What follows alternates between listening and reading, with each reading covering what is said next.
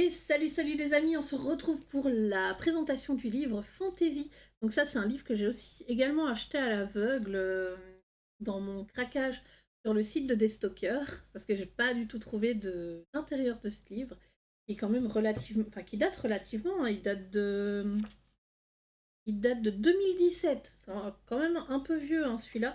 Donc les illustrateurs, c'est Jean-Luc Guérin, Elena Lopez, Amélie Bernathan, Clémence Monod et Florence Deléry. Donc dans tous ces illustrateurs, je connais que Jean-Luc Guérin, hein, qui est assez connu au niveau du Disney. Donc on va directement mettre. N'hésitez pas à mettre pause, hein, je vous laisse quand même le temps de pouvoir mettre pause.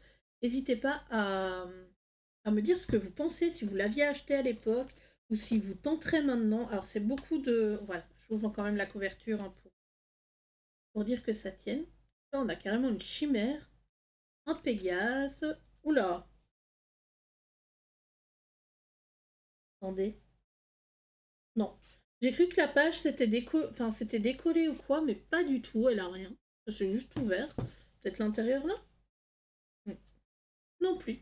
Mais enfin, du coup, on a une licorne, on a un dragon chinois ou plus un cas, il me fait penser au dragon Inca. Ça doit être Jean-Luc Guérin, je pense, cette illustration-là. Il ressemble beaucoup à celui qu'on a dans le Grand Carré Petite Sorcière. Pour ceux qui ont le livre, je l'ai déjà mis en couleur. Donc là, on a un lapin. Pas très fan hein, de ces illustrations-là. Un hibou avec une femme qui le regarde. On a un dinosaure. Ça, c'est chouette, le petit dino. Une... Ouais, j'allais dire une fée, mais elle a pas d'aile, en fait. Une fille sur un Pégase. De nouveau un espèce de dragon. Oh, un éléphant. Un éléphant avec soit une fée ou c'est ses ailes Ah non, c'est les ailes de l'éléphant. Intéressant. C'est intéressant. Ouais, ça vraiment, je suis vraiment pas très très fan. Bon, ça c'est assez simple, au final, comme illustration. Donc là, beaucoup en avaient à l'époque. C'est un peu fouillis. Il y a quelques... Alors, franchement, si je l'avais vu en magasin, je pense pas que je l'aurais pris au final. Il n'y a pas énormément d'illustrations qui me plaisent. On verra plus tard, au fur et à mesure que je ferai ce livre. Genre ça ne me déplaît pas à mettre en couleur. Mais je pense en aplat avec du feutre ou des choses comme ça, pas... Mais voilà, je pense pas que je m'éclaterai énormément sur ce genre d'illus. C'est des illus un peu passe-temps. Par contre, elle me fait très penser à la méchante dans Blanche-Neige, la reine Hildegarde. Donc on voit que c'est quand même des choses qui datent un peu au niveau de l'art-thérapie. C'est vraiment... après voilà, le livre date un petit peu. Alors là, on a un hippocampe, je suppose. Il est un peu fouillis avec le fond. Peut-être qu'une fois mise en couleur, les illustrations me plairont beaucoup plus. Ce sera à voir. Ce sera à voir. Bon, ça me fait un peu peur, mettre ça en couleur. Je sais pas. Enfin, je sais pas si c'est de la peur ou pas, mais ça m'attire pas énorme. Donc voilà, il y a vraiment... là, par exemple, celle-là me plaît.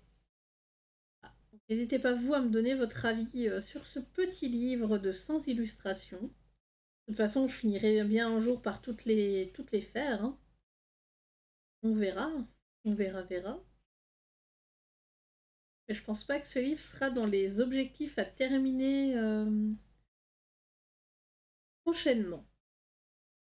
Ah, par contre, voilà, la page ici avec Anubis, j'aime beaucoup. Je pense que ce sera une qui sera faite relativement tôt dans la vie de ce livre. Ah, on a une sirène. Donc, référence à un autre flip qui est déjà arrivé ou qui va arriver, je ne sais pas. Vous verrez par rapport à la programmation. Là, on a une déesse hindoue, je pense. Je sais pas trop. Parce que du coup, ouais, il y a beaucoup de références à. Vous allez me dire, c'est la fantaisie, donc il y a beaucoup de références à des cultures différentes également. Ça, c'est une femme. Enfin, je pense que ça, c'est une lamia avec un dragon à côté, ou alors c'est une femme avec un dragon serpent, je sais pas trop. Et ça, c'est ce qui me dérange, c'est tout ce vide-là à côté. Pourquoi? C'était dessiné ce qui va se passer dans les scènes, je sais pas trop. Ouais, celui-là, j'ai un gros doute. Hein.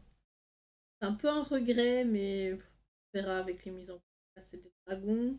Là, c'est rhinocéros, je sais pas trop.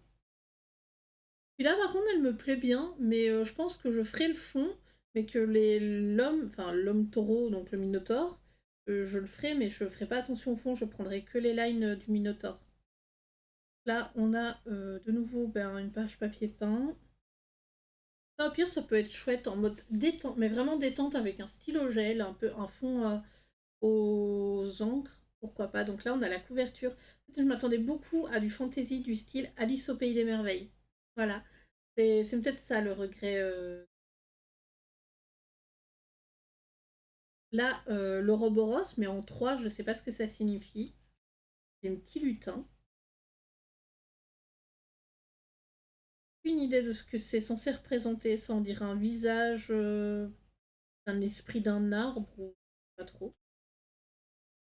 Celle-là me dérange pas, la femme, on dirait peau en fait c'est peau d'âne, hein, je pense. Donc voilà. Et là est chouette également, référence à Alice au pays des merveilles. Voilà, c'est vraiment ce que je m'attendais, beaucoup de champignons, ou des choses un peu différentes. Un hibou, ici on a un dragon. Ça j'aime beaucoup avec les ailes de papillon, c'est très chouette. Je savais même pas que ça existait comme animaux. Alors, on a des sirènes, on a de nouveau le Minotaure. Voilà. Ornithorynque? Je suis pas sûre de cette créature-là. En fait, j'ai l'impression qu'elle a mélangé que l'illustratrice a mélangé des animaux entre des escargots, pourquoi pas. Un visage de madame, je suppose que c'est censé être une sirène vu qu'il y a des hippocampes. Là, là on a un oiseau arbre, ici une fée. Encore une illustration égyptienne. Là, j'ai l'impression que c'est un oiseau avec un tatou. Je sais pas pourquoi le tatou, mais pas illogique. Une petite fée. Un cerf avec, je sais pas ce qu'il a sur la tête, et des ailes de papillon. De nouveau, un style un peu tribal, style tatouage hawaïen. Là, on a une biche, pas une biche, un cerf. Ah, un combattant, justement. Où j'en parlais. Ici, où c'est vrai que je viens de filmer deux autres livres directement avant. Du coup, c'est peut-être dans le sirène, je ne me souviens plus. Donc là, on a une tortue.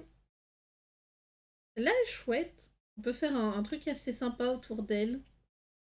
Je pense que ça va être beaucoup sur les illustrations. Ça me fait trop penser à Sissi. Je sais pas pourquoi. Ça doit être les vêtements de l'homme. Des carpes chinoises.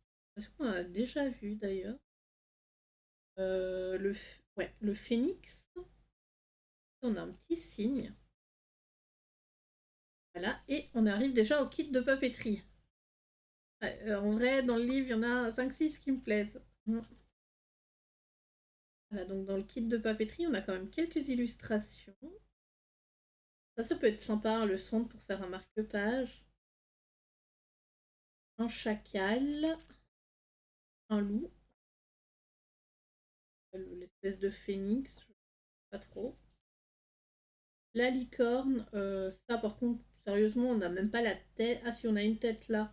J'avais mon doigt dessus, désolé. Les cartes derrière, je sais pas. Ça par contre, est trop mignon.